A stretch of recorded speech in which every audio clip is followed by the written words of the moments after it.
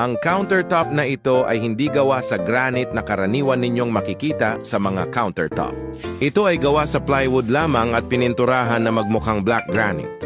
Dahil ang nabiling sink cabinet ay walang kasamang countertop cover, kaya ginawa na lang namin ito ng plywood na 3-4 inches ang kapal. Kung paano ginawa, panoorin at tapusin ninyo ang bidyong ito at baka gusto nyo ring mag-DIY.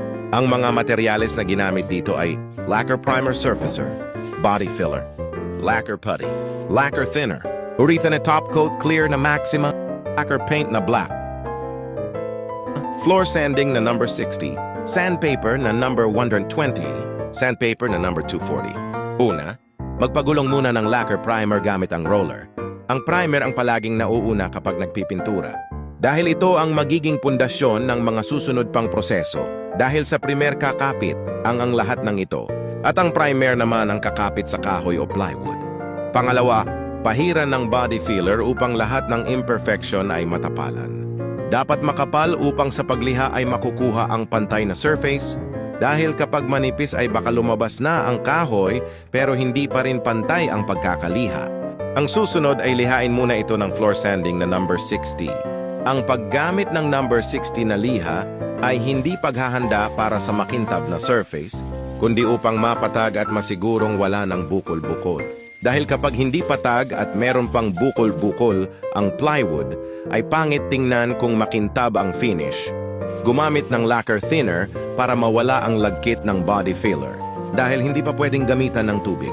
Pagkatapos magliha ng number 60, sundan kaagad ng number 120 na sandpaper bilang unti-unting paghahanda sa makinis na surface. Pagkatapos magliha ay mag-spray na ng lacquer primer bilang paghahanda para sa pagputi. Dahil ang body filler ay namimili ng pinturang kakapit sa kanya, kaya dapat na mag-primer muna. Sa pagkakataong ito ay magpahid na ng lacquer putty para sa mas makinis na preparasyon.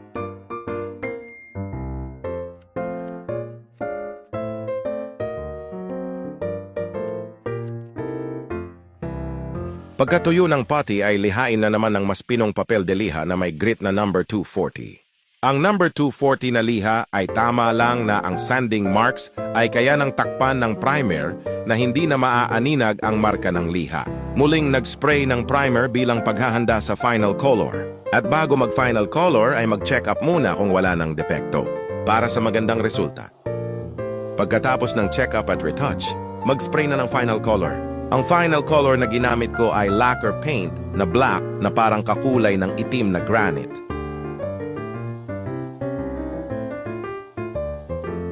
Tangpang pinalay ay ang pag-spray ng top coat clear.